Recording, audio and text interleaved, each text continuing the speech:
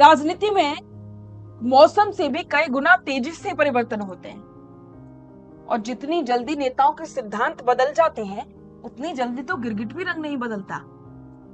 अशोक गहलोत, ये वही अशोक गहलोत है जो कभी युवाओं को आगे बढ़ाने को लेकर ये कहा करते थे कि उन्हें तजुर्बा नहीं है, अभी और मेहनत करने की जरूरत है। और आज वही अशोक गहलोत जैन जी को आगे बढ़ाने की बात कर रहे हैं और नगर निकाय और पंचायत चुनावों में 50% तक टिकट दिलाने की बात कर रहे हैं। अब सोचिए कि ऐसा हो क्यों रहा है, इसके पीछे का कारण क्या है? तो इसके पीछे कई बहुत से कारण। राहुल गांधी के मन में ये भरोसा दिलाना कि अशोक गहलोत भी युवाओं को सपोर्ट कर रहे हैं, क्योंकि राहुल गांधी बिल्कुल क्रिस्टल क्लियर है कि युवाओं को आगे बढ़ाया जाएगा। और कुछ लोग तो ये भी कह रहे हैं कि अशोक गहलोत की चाल है, क्योंकि जब बड़े पदों की बारी आती है तो वो कुर्सी को कभी नहीं छोड़ेंगे, और जब जमीन पर पसीना बहाने की बारी आती है तो युवाओं को आगे धकेल दिया जाता है।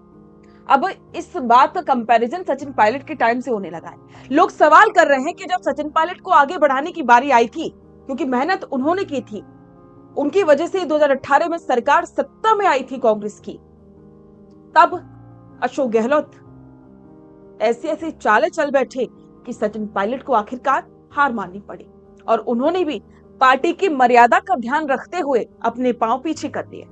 तो चलिए आज विस्तार से इसे समझते हैं, अशोक गहलोत की राजनीतिक चाल कहें या जादूगरी चाल क्या है। राजस्थान के पूर्व मुख्यमंत्री और कांग्रेस के कद्दावर नेता अशोक गहलोत का नया बयान आया। कहते हैं निकाय और पंचायत चुनावों में 50% से ज्यादा टिकट जैन जी और युवाओं को दो, सिफारिश पर बिल्कुल मत दो। सुनने में कितना प्रगतिशील और क्रांतिकारी लगता है ना, लेकिन जैसे ही राजस्थान की जनता ये सुनती है उनके दिमाग में एक ही सवाल कौंधता है। गहलोत साहब जब सचिन पायलट युवा थे और कुर्सी की बारी आई थी तब युवाओं के लिए प्यार कहां गायब हो गया था। हाल ही में नगर निकाय और पंचायती राज चुनावों को लेकर कांग्रेस की बैठक हुई। बाहर निकलकर पूर्व सीएम ने मीडिया के सामने ऐसा भाषण दिया मानो कांग्रेस पार्टी को कल ही यूथ ब्रिगेड में तब्दील कर देंगे। उन्होंने कहा कि देश में जमाना बदल रहा है, नई पीढ़ी आ रही है और इसीलिए 50% से ज्यादा टिकट जैन जी को दो।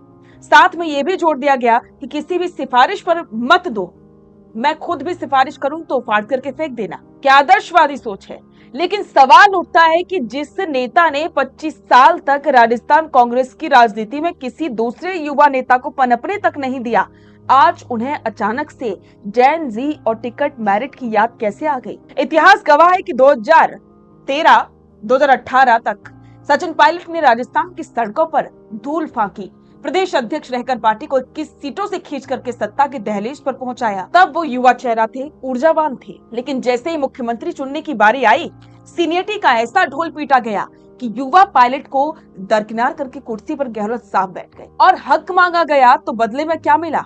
नकारा, निकम्मा, रगड़ाई नहीं हुई जैसे कड़वे शब्द और राजद्रोह तक के नोटिस। तब युवाओं को मौका देने की बात करने वाले गहलोत जी खुद युवा पायलट के खिलाफ होटल पॉलिटिक्स और बाड़ेबंदी की कमान संभाल रहे थे। गहलोत साहब का एक बड़ा मशहूर डायलॉग था, ये कुर्सी मुझे छोड़ती ही नहीं।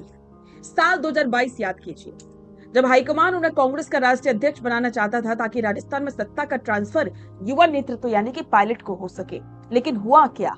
जयपुर में ऐसा ड्रामा रचा गया कि पर्यवेक्षक हाथ मलते रह गए और 90 विधायकों के इस्तीफे का खेल हो गया और कुर्सी से चिपके रहने के लिए पूरी पार्टी की किरकिरी करा दी गई। यानी कि जब खुद को कुर्सी छोड़नी थी तब युवा नेतृत्व अनुभवहीन था, और आज जब पार्टी विपक्ष में आ चुकी है तो पंचायत और पार्षद चुनाव लड़ने के लिए उन्हें जैन जी याद आ रही है। राजनीतिक जानकार इस बयान के पीछे की चालाकी को बखूबी समझने रहे। राजनीतिक जानकारों का मानना है और ये कहने लगे हैं कि बड़े पदों पर तो खुद बैठेंगे, सीएम खुद बनेंगे, लेकिन जब गली मोहल्लों में धूप में पसीना बहा करके प्रधानी और वार्ड पार्षद का चुनाव लड़ना हो तो जैन जी को 50% टिकट दो। दरअसल पार्टी में बदलाव की जो मांग राहुल गांधी और आलाकमान लगातार उठा रहे हैं, गहलोत साहब उसी हवा का रुख देखकर खुद को युवा समर्थक साबित करने की होड़ में लग गए ताकि संगठन पर अपनी पकड़ और साख दोनों बचाई जा सके। जैसे ही पूर्व सीएम का ये बयान सामने आया, सोशल मीडिया पर पायलट समर्थकों और आम युवाओं ने चुटकियां लेनी शुरू कर दी। लोग पूछ रहे हैं कि क्या ये 50% का फॉर्मूला सिर्फ नगर निकाय तक सीमित रहेगा या 2028 के विधानसभा चुनाव में भी गहलोत साहब किसी युवा चेहरे के लिए अपनी दावेदारी छोड़ेंगे।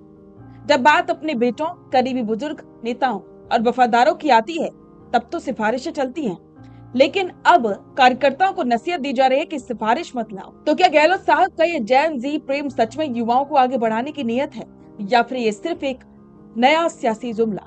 क्या कांग्रेस का युवा कार्ड जमीनी स्तर पर रंग लाएगा, या फिर टिकट बंटवारे में ये जो वक्त है वो फिर वही पुरानी गुटबाजी नजर आएगी? अशोक गहलोत के इस नए बयान को आप कैसे देखते हैं? आपको क्या लगता है, क्या ये वाकई में युवाओं को आगे बढ़ाने की उनकी कोशिश है, या फिर इसके पीछे छिपा एक बड़ा राजनीतिक सपना? अपना पॉडकास्ट शुरू करना चाहते हैं और चाहते हैं कि पहले दिन से उसे लाखों लोग देखें, तो अब ये पॉसिबल है जयपुर में।